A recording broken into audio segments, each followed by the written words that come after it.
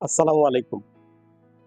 জি, আমরা আজকে জেনে নেব যে কোন খাবারগুলিতে ব্রেনের স্মৃতিশক্তি বৃদ্ধি পায়।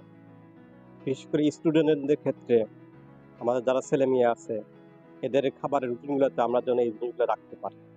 তো ঠিক আছে বন্ধুরা, আজকে আমরা জেনে নিব কোন খাবারে স্মৃতিশক্তি বৃদ্ধি পায় এবং ব্রেন ভালো থাকে।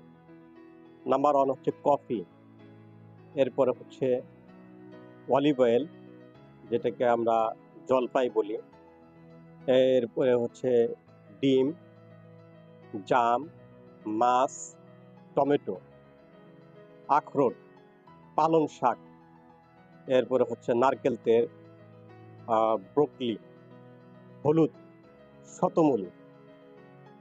এইসব খাবার হচ্ছে আমাদের প্রচুর পরিমাণ ব্রেনটা সল্ভ রাখে, ইভেন হচ্ছে ব্রেনের স্মৃতিশক্তি বৃদ্ধি পায়। তো আমরা প্রত্যেকেই এই খাবারগুলি আমাদের দৈনন্দিন রুটিনে রাখার চেষ্টা করব।